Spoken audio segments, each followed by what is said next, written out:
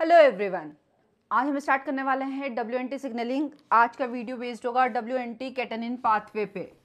Basically WNT के case में हम तीन पाथवे स्टडी करते हैं, plane polarity pathway, WNT beta catenin pathway और WNT इंट्रासेलुलर कैल्शियम पाथवे। तो आज हम स्टडी करने वाले हैं WNT beta catenin pathway. WNT beta catenin pathway क्या होता है? बेसिकली कैटेनिन बेस्ड पाथवे है WNT beta catenin pathway. Beta catenin pathway. सबसे फर्स्ट क्वेश्चन हमारे माइंड में आता है कि WNT होती क्या है? तो WNT एक टाइप की प्रोटीन है। WNT क्या है? प्रोटीन, सिग्नल मॉलिक्यूल है। किससे बना होता है? प्रोटीनेशियस सिग्नल मॉलिक्यूल है। मतलब डेफिनेटली WNT के रिगार्डिंग कोई जीन होगा जिससे mRNA बनेगा और उस mRNA से प्रोटीन बनेगी। ठीक है, WNT एक प्रोटीन है, बट इसका मेन फंक्शन क्या है? तो WNT का सबसे मोस्ट इंपॉर्टेंट फंक्शन जो सबसे पहले ड्रोसोफिला में देखा गया, ड्रोसोफिला में ये देखा गया कि WNT जो होती है वो किसके विंग्स के डेवलपमेंट में, जो WNT प्रोटीन होती है उससे विंग्स का डेवलपमेंट होता है। किसके डेवलपमेंट में रोल प्ले करती है? विंग्स के डेवलपमेंट में WNT का रोल देखा गया। माइस में भी WNT का रोल देखा गया। माइस में एक जीन होता है INT1। यदि उस जीन में म्यूटेशन हो जाए तो वो ज़्यादा से ज़्यादा WNT प्रोटीन का प्रोडक्शन करने लगता है, जो किसके लिए रिस्पॉन्सिबल होता है? बेसिकली ब्रेस्ट कैंसर या ब्रेस्ट ट्यूमर के लिए रिस्पॉन्सिबल होता है। मतलब कह सकते हैं कि WNT प्रोटीन जो होती है वो ज़्यादा से ज़्यादा क्या कराती है? सेल डिवीज़न कराने में रोल प्ले करती है। जिसका ज़्यादा से ज़्यादा रोल किस में होता है? सेल डिवीज़न में। सबसे पहले तो WNT क्या है? एक टाइप की प्रोटीन होगी। एक टाइप की क्या है? प्रोटीन है, जो किसके लिए? सबसे पहले ड्रोसोफिला में देखा गया, जो ड्रोसोफिला में विंग्स के डेवलपमेंट में रोल प्ले करती है। सेकंड, उसका काम क्या होता है? ज़्यादा से ज़्यादा सेल डिवीज़न कराना। ये किस केस में देखा गया? ये सबसे पहले माइस में देखा गया। उन्होंने देखा कि माइस में एक जीन होता है INT1। माइस में जो जीन होता है INT1, ये INT1 जीन में यदि म्यूटेशन हो जाए तो ये जीन ज़्यादा से ज़्यादा mRNA का प्रोडक्शन करेगी। वो mRNA ज़्यादा से ज़्यादा प्रोटीन बनाएगा और वो प्रोटीन कौन सी होगी? WNT। मतलब कह सकते हैं ज़्यादा से ज़्यादा प्रोटीन का प्रोडक्शन होना, ज़्यादा से ज़्यादा सेल डिवीज़न होना, ये किसका लिए रिस्पॉन्सिबल है? कैंसरस के लिए रिस्पॉन्सिबल है। मतलब कहीं ना कहीं साइन है कैंसर का। तो वही होता है माइस में, किसके लिए रिस्पॉन्सिबल होता है? ब्रेस्ट कैंसर के लिए। तो ये WNT का बेसिक पार्ट था कि WNT क्या होती है, प्रोटीन होती है कि क्या, उसके बेसिकली किस में रोल देखा गया? विंग्स के डेवलपमेंट में। अब हम जो बेसिक पाथवे है वो पढ़ने वाले हैं WNT का बीटा कैटेनिन पाथवे। ठीक है, WNT का बीटा कैटेनिन पाथवे हम स्टडी करने वाले हैं। तो WNT के और भी पाथवे होते हैं, इसे कैनोनिकल पाथवे कहा जाता है। बीटा कैटेनिन पाथवे को क्या कहा जाता है? कैनोनिकल पाथवे कहा जाता है। WNT के केस में हम कहते हैं कि WNT के केस में तीन पाथवे स्टडी करते हैं।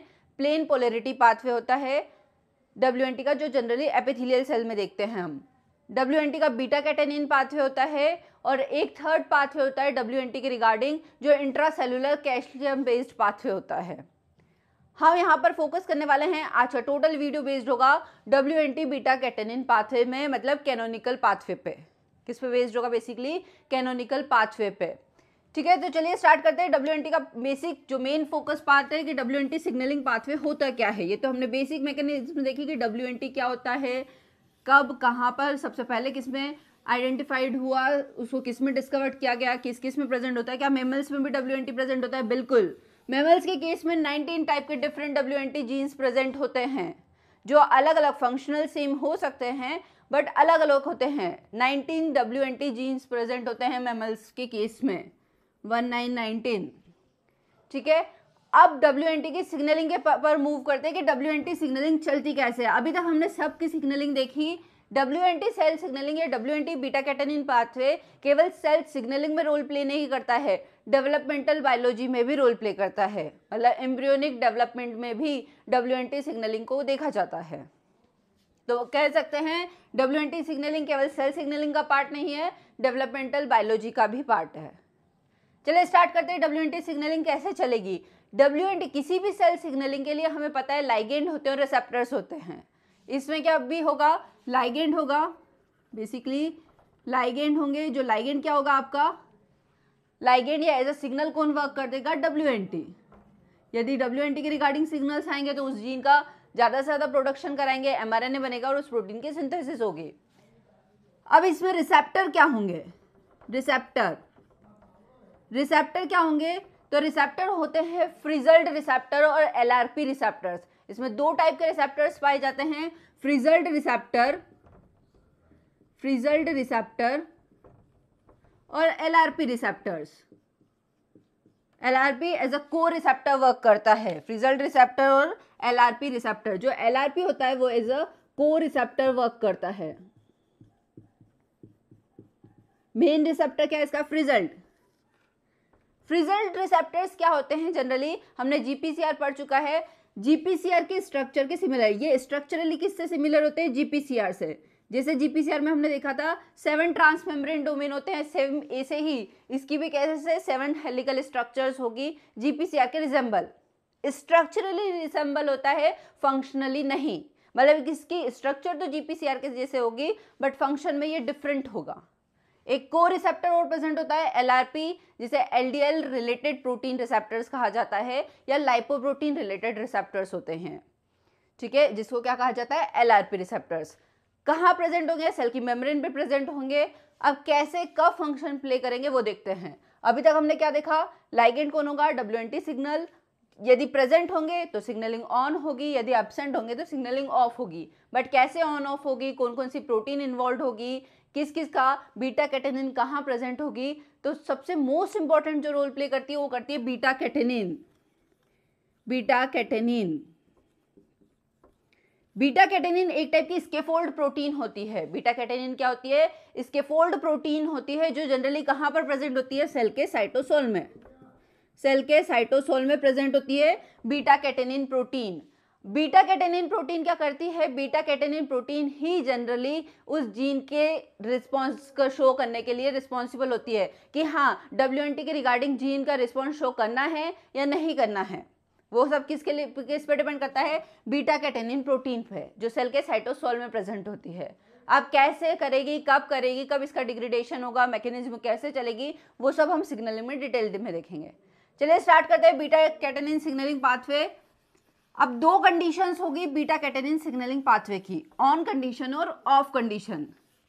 ऑन कंडीशन मतलब जब बीटा के WNT के सिग्नल्स आ रहे हैं तब वो ऑन कंडीशन कहलाएगी, और जब WNT के सिग्नल्स नहीं आएंगे तब वो कंडीशन क्या कहलाएगी? ऑफ। मतलब नो सिग्नल्स मतलब वो ऑफ कंडीशंस। कब मैकेनिज्म कैसे चलेगी, क्या क्या डिफरेंस होगा, सब देखते हैं। चलिए स्टार्ट करते हैं। ये आपकी सेल मेम्ब्रेन, ये आपकी बेसिकली सेल मेम्ब्रेन, जहाँ पे फ्रिजल्ड रिसेप्टर्स रेड में शो कर रहे हैं, फ्रिजल्ड रिसेप्टर्स। ये फ्रिजल्ड रिसेप्टर्स 1 2 3 4 5 6 7 फ्रिजल्ड रिसेप्टर्स। ये उसका साइटोसोलिक डोमेन, उसका एक्स्ट्रा सेलुलर पार्ट। ये आपके फ्रिजल्ड रिसेप्टर है। फ्रिजल्ड रिसेप्टर के अलावा सेल की सरफेस में हमने देखा एक और को रिसेप्टर प्रेजेंट होते हैं जिन्हें कहा जाता है LRP। फ्रिजल्ड रिसेप्टर के अलावा एक और रिसेप्टर प्रेजेंट होते हैं जिन्हें क्या कहा जाता है? LRP। ये एज अ को रिसेप्टर्स है। अब फंक्शनिंग कैसे होगी? जब सिग्नल्स नहीं होंगे, जब WNT के सिग्नल्स नहीं होंगे, नो सिग्नल, इस कंडीशन में कैसा मैकेनिज्म चलेगी? कोई सिग्नलिंग नहीं है, यहां पर भी लिख सकते हैं आप नो सिग्नल्स, किसी भी टाइप के कोई सिग्नल्स नहीं आए हैं। अब कंडीशन क्या होगी? कोई भी सिग्नल नहीं आते हैं तब इसके साइटोसोल पार्ट में एक और स्कैफोल्ड प्रोटीन प्रेजेंट होती है जिसे कहा जाता है डिशेवल्ड। कौन सी प्रोटीन प्रेजेंट होती है? डिशेवल्ड, DISHE। डिशेवल्ड प्रोटीन प्रेजेंट होती है। ये डिशेवल्ड प्रोटीन यदि WNT के सिग्नल्स नहीं आते हैं तो किस कंडीशन में रहती है? इनएक्टिव कंडीशन में। अभी कैसी है? Basically inactive. डिशेवल्ड प्रोटीन कैसी रहेगी? इनएक्टिव। इस कंडीशन में सेल के साइटोसोल में ऑलरेडी क्या प्रेजेंट था? Beta catenin. सेल के साइटोसोल पार्ट में क्या प्रेजेंट है आपके? बीटा कैटेनिन प्रोटीन प्रेजेंट थी। अब कैसे मैकेनिज्म चलेगी, क्या होगा? जब सिग्नल्स नहीं आते हैं तब basically glycogen synthase kinase enzyme और केसिन काइनेज एंजाइम एक डिग्रेडेशन कॉम्प्लेक्स का फॉर्मेशन होता है। डिग्रेडेशन कॉम्प्लेक्स किस किस से मिलकर बना होता है वो देखिए। डिग्रेडेशन कॉम्प्लेक्स का फॉर्मेशन होगा, मतलब कौन कौन सी प्रोटीन इन्वॉल्व होगी, बहुत ही ध्यान से समझिएगा। Casein kinase first, casein kinase first, kinase है मतलब फॉस्फोराइलेशन कराएगी। GSK3 ग्लाइकोजन सिंथेस काइनेज 3, ये भी काइनेज है, ये भी काइनेज है, किसका काम करेगी, फॉस्फोराइलेशन का। फॉस्फोराइलेशन किस पे फॉस्फोराइलेशन कराएगी, सेरिन और थ्रियोनिन रेसिड्यू पे। जो भी सबस्ट्रेट होगा या जो भी टारगेट होगा उसके सेरिन और थ्रियोनिन रेसिड्यू पे फॉस्फोराइलेशन कराएगी, सेरिन और थ्रियोनिन रेसिड्यू पे। तो केसिन काइनेज और ग्लाइकोजन सिंथेस काइनेज 3 दोनों का ही काम क्या है, फॉस्फोराइलेशन कराना सबस्ट्रेट के सेरिन और थ्रियोनिन रेसिड्यू पे। ठीक है, मतलब दो टाइप के डिग्रेडेशन कॉम्प्लेक्स में हमने देख ली कौन कौन सी प्रोटीन इन्वॉल्व है। First casein kinase, second glycogen synthase kinase, third एक प्रोटीन आएगी एक्सिन, थर्ड प्रोटीन होगी एक्सिन, और फोर्थ प्रोटीन होगी एपीसी। एपीसी का मतलब एनाफेज प्रमोटिंग कॉम्प्लेक्स नहीं है। ठीक है, तो एक्सिन और एपीसी ये दोनों क्या करके रखेगी, होल्ड करके रखेगी कॉम्प्लेक्स को, होल्ड करके रखना टुगेदर, उसको बाइंड करके रखने का काम कौन करेगी, एक्सिन और एपीसी। ठीक है, तो चार टाइप के डिग्रेडेशन कॉम्प्लेक्स में किस किस का फॉर्मेशन होगा। सबसे पहले केसिन काइनेज फर्स्ट जो फॉस्फोराइलेशन कराने का काम करेंगे, क्योंकि नाम से ही समझ में आ रहा है काइनेज एंजाइम है। ग्लाइकोजन सिंथेस काइनेज 3 जो भी क्या करेगा, फॉस्फोराइलेशन कराएगा सबस्ट्रेट का, किस रेसिड्यू पे, सेरिन और थ्रियोनिन रेसिड्यू पे। एक्सिन और एपीसी क्या करेंगे, कॉम्प्लेक्स को होल्ड करके रखेंगे। अब कैसे कॉम्प्लेक्स आएगा, कौन पहले आएगा, किसका फॉस्फोराइलेशन करेगा, वो देखते हैं। टारगेट प्रोटीन है आपके पास बीटा कैटेनिन, सबसे पहले आएगा केसिन काइनेज फर्स्ट। सबसे पहले क्या आएगा, केसिन काइनेज फर्स्ट, सबसे फर्स्ट आएगा CK1। CK1 क्या करेगा, फॉस्फोराइलेशन करा देगा बीटा कैटेनिन का। CK1 आया जिसने क्या करा दिया, फॉस्फोराइलेशन करा दिया बीटा कैटेनिन का। ठीक है, CK1 किस रेसिड्यू पे कराएगा, सेरिन और थ्रियोनिन रेसिड्यू पे। नेक्स्ट स्टेप में आएगा GSK3 आया, इसने भी क्या करा दिया, बीटा कैटेनिन का फॉस्फोराइलेशन करा दिया। मतलब बीटा कैटेनिन का क्या हो चुका है, फॉस्फोराइलेशन हो चुका है। ठीक है, बीटा कैटेनिन का फॉस्फोराइलेशन हुआ है। नेक्स्ट स्टेप में एक्सिन और आपके पास एपीसी कॉम्प्लेक्स आएंगे, प्रोटीन, इसके फोल्ड प्रोटीन एक्सिन और एपीसी। एक्सिन और एपीसी का काम क्या होता है, इनको होल्ड करके रखना, टाइटली होल्ड करके रखना, ताकि ये जो कॉम्प्लेक्स है, जो आपके स्ट्रक्चर बनी है degradation complex, except beta catenin, जो डिग्रेडेशन कॉम्प्लेक्स का फॉर्मेशन हुआ है उसको होल्ड करके रखना टाइटली। ताकि क्या, कब तक होल्ड करके रखेगी, जब तक बीटा कैटेनिन का यूबिक्विटिलाइजेशन नहीं हो जाता तब तक उसको क्या करेगी, होल्डिंग करके रखेगी। फर्स्ट स्टेप में केसिन काइनेज फर्स्ट आया जिसने बीटा कैटेनिन का फॉस्फोराइलेशन कराया, किस, बीटा कैटेनिन के सेरिन और थ्रियोनिन रेसिड्यू पे। नेक्स्ट स्टेप में ग्लाइकोजन सिंथेस काइनेज 3 एंजाइम आया जिसने बीटा कैटेनिन का अगेन फॉस्फोराइलेशन कराया सेरिन और थ्रियोनिन रेसिड्यू पे। उसके बाद आएंगे आपके एक्सिन और एपीसी। एक्सिन का काम है और एपीसी का काम है उसको टाइटली कॉम्प्लेक्स को होल्ड करके रखना।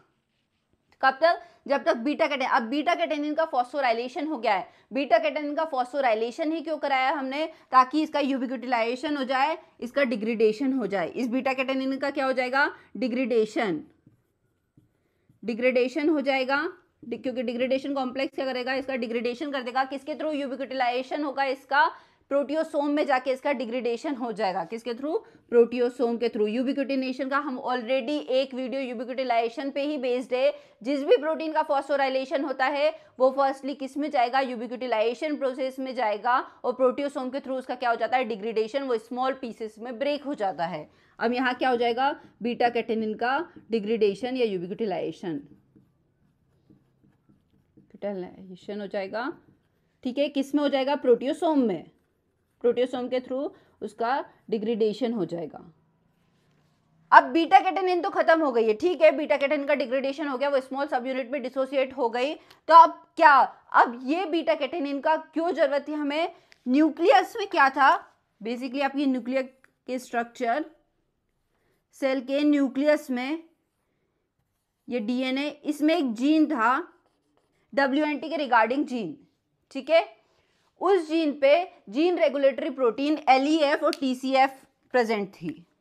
क्या थी? LEF और TCF, LEF और TCF, ये LEF1 और TCF, LEF और TCF प्रेजेंट थी। LEF और TCF को एक को रिप्रेसर प्रोटीन ग्रोचो ने बाइंड करके रखा था। इसको रिप्रेस करके रखा है ग्रोचो ने, ठीक है। इसको किसने रिप्रेस करके रखा है? ग्रोचो ने। ये क्या है? को रिप्रेसर प्रोटीन, को रिप्रेसर प्रोटीन। यदि ये ग्रोचो हट जाए, यदि ये ग्रोचो हट जाए तो LEF और TCF उस जीन पे जाके, रेगुलेटरी जीन है, प्रोटीन है, उस जीन पे जाके बाइंड हो जाएंगे और उस जीन का ट्रांसक्रिप्शन करा सकते हैं, मतलब WNT के रिगार्डिंग सिग्नलिंग हो सकती है। बट कब? जब बीटा कैटेनिन का डिग्रेडेशन नहीं होता। इस कंडीशन में बीटा कैटेनिन का डिग्रेडेशन हो गया है, बीटा कैटेनिन खत्म हो चुका है, मतलब को रिप्रेसर प्रोटीन ग्रोचो ने आपके जीन रेगुलेटरी प्रोटीन LEF और TCF को ब्लॉक करके रखा है अभी, मतलब उसके रिगार्डिंग जीन का रिस्पॉन्स नहीं होगा, नो रिस्पॉन्स, रिस्पॉन्स शो नहीं करेगी, कोई भी जीन का ट्रांसक्रिप्शन नहीं होगा, उसके रिगार्डिंग प्रोटीन की सिंथेसिस नहीं होगी। अब यदि ये तो कब था? जब WNT के सिग्नल्स नहीं आए थे, नो सिग्नलिंग। एक बार वापस से समझ लीजिए, सेल के सरफेस पे रिसेप्टर प्रेजेंट थे, फ्रिजल रिसेप्टर और LRP के रिसेप्टर्स। जब कोई भी सिग्नल्स नहीं आए थे तो डिसेबल्ड इनएक्टिव स्टेज में थी। इस कंडीशन में क्या होता है? जो सेल के साइटोसोल में, जो हमने स्टार्टिंग में प्रेजेंट था, बोला था, बीटा कैटेनिन प्रोटीन प्रेजेंट होती है, एक टाइप की स्कैफोल्ड प्रोटीन होती है। ये जो सेल के साइटोसोल में प्रेजेंट है, इसमें क्या होगा? सबसे पहले केसिन काइनेज फर्स्ट आएगा, जो इसका फॉस्फोराइलेशन करा देगा। किस रेसिड्यू पे? सेरेनोथ्रियोनिन पे। नेक्स्ट स्टेप में glycogen synthase kinase 3A enzyme आएगा, जो अगेन इसका फॉस्फोराइलेशन करा देगा।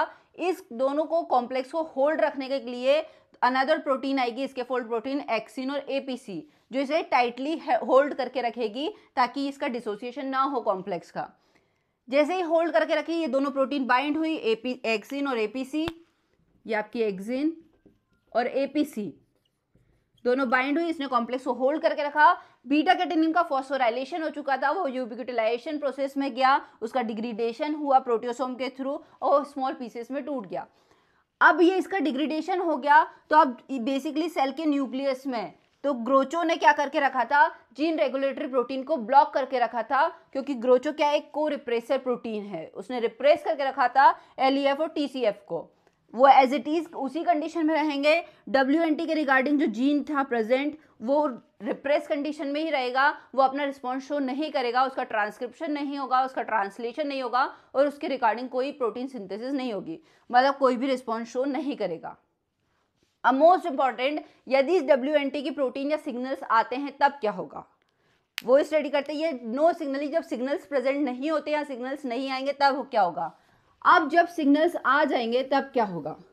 सपोज WNT के सिग्नल्स आते हैं, उस कंडीशन में कैसे पाथवे चलेगा वो देखते हैं। यदि सपोज WNT के सिग्नल्स आ रहे हैं, WNT के सिग्नल्स आए तब क्या होगा। सिग्नल सबसे पहले रिसेप्टर से जाके बाइंड होंगे, LRP और फ्रिजल रिसेप्टर से जाके बाइंड होंगे। सिग्नल्स प्रेजेंट है, अब सिग्नल प्रेजेंट है। इस कंडीशन में सिग्नल सबसे पहले क्या होंगे? LRP और फ्रिजल रिसेप्टर से आके बाइंड होंगे, ठीक है। LRP और फ्रिजल रिसेप्टर से जैसे ही सिग्नल बाइंड हुए, नेक्स्ट स्टेप में जो डिसेबल्ड प्रोटीन प्रेजेंट थी सेल के साइटोसोल में, जो डिसेबल्ड प्रोटीन प्रेजेंट थी, डिसेबल्ड प्रोटीन प्रेजेंट थी, उसका क्या हो जाएगा? एक्टिवेशन हो जाएगा। ये इसका पार्ट है, इसका क्या हो गया? एक्टिवेशन। एक्टिव कंडीशन में हो गई वो, डिसेबल्ड प्रोटीन क्या हो जाएगी? एक्टिव हो जाएगी। इसके जैसे ही सिग्नल्स आके बाइंड करेंगे, WNT के सिग्नल्स आके बाइंड करेंगे, वैसे ही LRP के जो साइटोसोलिक एंड है या साइटोसोलिक टेल है, उसका फॉस्फोराइलेशन हो जाएगा। साइटोसोलिक टेल का क्या हो जाएगा? फॉस्फोराइलेशन। अब फॉस्फोराइलेशन कौन कराएगा? केसिन काइनेज केसिन काइनेज 1 और ग्लाइकोजन सिंथेस काइनेज 3। ये क्या करा देंगे, LRP जो को रिसेप्टर प्रोटीन है उसके साइटोसोलिक टेल का फॉस्फोराइलेशन करा देंगे। ठीक है, साइटोसोलिक टेल का फॉस्फोराइलेशन हो गया। जैसे ही इसका फॉस्फोराइलेशन हो जाएगा इस स्टेप के बाद नेक्स्ट स्टेप में एक्सिन जो प्रोटीन थी वो आके यहाँ पर बाइंड हो जाएगी। एक्सिन प्रोटीन इसके साइटोसोलिक पार्ट पे आके बाइंड हो गई। जैसे ही, क्योंकि फॉस्फोराइलेशन हो चुका था, उस फॉस्फोराइलेटेड पार्ट पे एक्सिन जाके बाइंड हो गई। जैसे ही एक्सिन जाके बाइंड होगी या तो एक्सिन का इनएक्टिवेशन हो जाएगा, एक्सिन का, या डिग्रेडेशन हो जाएगा। डिग्रेडेशन भी हो सकता है और सबसे पहले क्या होगा, इनएक्टिवेशन। एक्सिन का प्रोटीन का क्या हो गया, इनएक्टिवेशन या डिग्रेडेशन। अब क्या हुआ आप देख सकते हैं, डिग्रेडेशन कॉम्प्लेक्स तो पूरा डिसोसिएट हो गया। क्यों? क्योंकि उसका केसिन काइनेज फर्स्ट ने इसका फॉस्फोराइलेशन करा दिया, GSK3 ने इसका फॉस्फोराइलेशन करा दिया, एक्सिन यहाँ पर आके बाइंड हो गया फॉस्फोराइलेटेड पार्ट पे, तो APC सिंगल बच गया। मतलब अब आपका डिग्रेडेशन कॉम्प्लेक्स का फॉर्मेशन नहीं हुआ। No degradation complex formed, no degradation complex formed. किसी भी डिग्रेडेशन कॉम्प्लेक्स का फॉर्मेशन नहीं हुआ, किसी भी डिग्रेडेशन कॉम्प्लेक्स का फॉर्मेशन नहीं हुआ।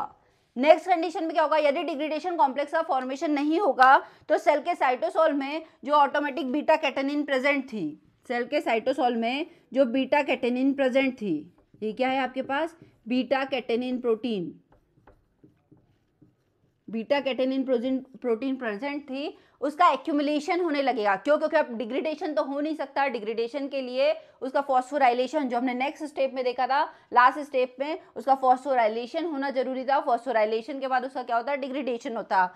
अब इस कंडीशन में बीटा कैटेनिन प्रोटीन का फॉस्फोराइलेशन नहीं हुआ है तो बीटा कैटेनिन प्रोटीन का क्या हो जाएगा, एक्यूमुलेशन, एक्यूमुलेशन हो जाएगा साइटोसोल में। जैसे ही उसका एक्यूमुलेशन होगा बीटा कैटेनिन प्रोटीन का, अब ये बीटा कैटेनिन प्रोटीन एक्यूमुलेट होके कहाँ पर मूव करेगी, सेल के न्यूक्लियस में।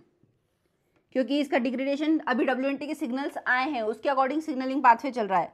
अब ये कैसे मूव करेगी, सेल का न्यूक्लियस है आपका, ये सेल का न्यूक्लियस, न्यूक्लियस वाली सिग्नलिंग बहुत ध्यान से समझिएगा। ये सेल का न्यूक्लियस वाला पार्ट है, सेल के न्यूक्लियस में ये जीन है। आई होप यहाँ पर क्लियरली बन जाता है बड़े साइज में। आप सेल का न्यूक्लियस वाला पार्ट है, कैसे सिग्नलिंग चलेगी WNT की वो देखते हैं। न्यूक्लियस में, ये सेल का न्यूक्लियस है,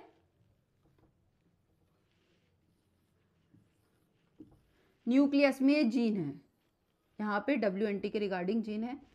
अब बीटा कैटेनिन एक्यूमुलेट होके ट्रांसफर होके कहाँ चले जाएगा, सेल के अंदर, न्यूक्लियस के पार्ट्स, सेल के न्यूक्लियस के पार्ट्स गया।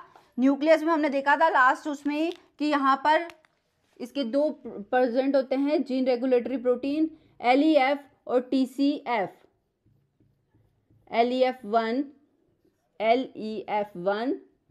और TCF, दोनों जीन रेगुलेटरी प्रोटीन है। बट इसे किसने ब्लॉक करके रखा था, ग्रोचो ने। एक को रिप्रेसर प्रोटीन जिसने इसको ब्लॉक करके रखा है उसका नाम क्या है, ग्रोचो। ग्रोचो ने इसको क्या करके रखा है, ब्लॉक। ठीक है, अब क्या होगा, बीटा कैटेनिन मूव होके कहां जा चुका है, सेल के न्यूक्लियस में। जैसे ही बीटा कैटेनिन सेल के न्यूक्लियस में जाएगा, beta catenin as a coactivator work करता है। कैसे वर्क करेगा, coactivator, beta catenin as a coactivator work करेगा। जैसे ही सेल के न्यूक्लियस में जाएगा वो ग्रोचो को रिप्लेस, उसका डिस्प्लेसमेंट कर देगा, ग्रोचो को हटा देगा। जैसे उसको डिस्प्लेस करेगा वैसे ही LEF और TCF फ्री हो जाएंगे, LEF1 और TCF फ्री हो जाएंगे। वो ग्रोचो को हटा देगा वहां से, मतलब को रिप्रेसर प्रोटीन को आपने हटा दिया, ग्रोचो को हटा दिया उसने, LEF और TCF क्या होगा, फ्री होगा। उसने रिप्रेसर प्रोटीन को वहां से हटा दिया। जैसे ही हटा दिया LEF और TCF फ्री हो गए, LEF और TCF फ्री हो जाएंगे तो WNT के रिगार्डिंग जीन का क्या होगा, ट्रांसक्रिप्शन होगा, ट्रांसलेशन होगा और इससे प्रोटीन की सिंथेसिस होगी। ट्रांसक्रिप्शन, ट्रांसलेशन और प्रोटीन की सिंथेसिस, मतलब रिस्पॉन्स शो होगा, जीन रिस्पॉन्स शो करेगी, रिस्पॉन्स शो होगा। तो बीटा कैटेनिन किसके लिए जरूरी थी? को रिप्रेसर प्रोटीन को आपके जीन रेगुलेटरी प्रोटीन से डिस्प्लेस करने के लिए, उससे हटाने के लिए।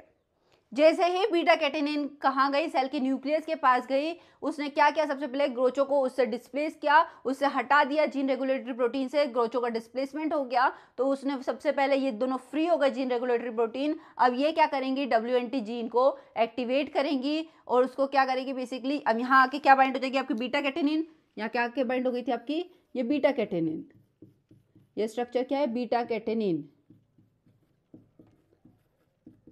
बीटा कैटेनिन आके बाइंड हो गई, as a coactivator work करेगी, इन जीन रेगुलेटरी प्रोटीन को जाके WNT जीन का रिस्पॉन्स शो करेगी, उसका ट्रांसक्रिप्शन कराएगी, ट्रांसलेशन कराएगी और उसके रिगार्डिंग प्रोटीन की सिंथेसिस होगी। मतलब यदि WNT के सिग्नल्स आएंगे तो बीटा कैटेनिन का क्या होगा? एक्यूमुलेशन होगा, उसका डिग्रेडेशन नहीं होगा। यदि WNT सिग्नलिंग नहीं आएगी तो बीटा कैटेनिन का क्या हो जाएगा? डिग्रेडेशन। यदि बीटा कैटेनिन का एक्यूमुलेशन होगा तो वो as a coactivator work करती है, सेल के न्यूक्लियस के पास जाएगी, जीन रेगुलेटरी प्रोटीन से ग्रोचो को हटाएगी, उस जीन रेगुलेटरी प्रोटीन को फ्री करेगी, जीन रेगुलेटरी प्रोटीन से बाइंड होकर WNT के रिगार्डिंग जीन का एक्टिवेशन कराएगी, मतलब उसका ट्रांसक्रिप्शन होगा, ट्रांसलेशन होगा। तो अब हमने यहाँ पर कितनी डिफरेंट टाइप की प्रोटीन्स देखी है। सबसे पहले ध्यान रखिएगा LEF और TCF1, LEF और TCF1 बड़े साइज में। हमने सिग्नल के प्रेजेंट होने पे और सिग्नल के एब्सेंट होने पे दोनों केस हमने स्टडी कर लिए कि यदि सिग्नल प्रेजेंट होंगे तब WNT सिग्नलिंग का पाथवे कैसे चलेगा और सिग्नल्स एब्सेंट होंगे तब WNT सिग्नलिंग पाथवे कैसे चलेगा। अब कुछ बेसिक पॉइंट्स हमेशा ध्यान रखेगा। डिग्रेडेशन कॉम्प्लेक्स किस किस से बना होता है? डिग्रेडेशन कॉम्प्लेक्स मिलकर बना होता है। हमने लास्ट टाइम देखा casein kinase first plus glycogen synthase kinase 3 plus axin protein plus APC से मिलकर बना होगा ये degradation complex, first point. Second, gene regulatory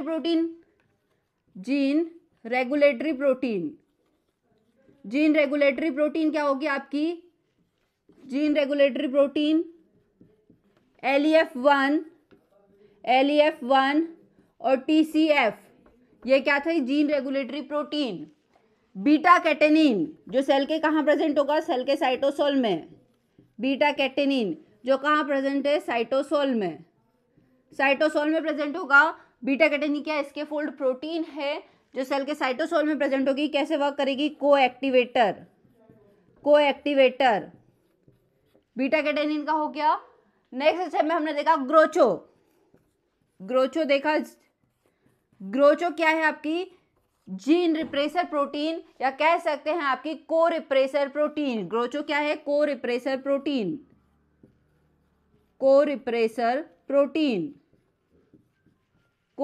protein है जो किसको रिप्रेस करेगी? जीन रेगुलेटरी प्रोटीन को रिप्रेस करके रखेगी।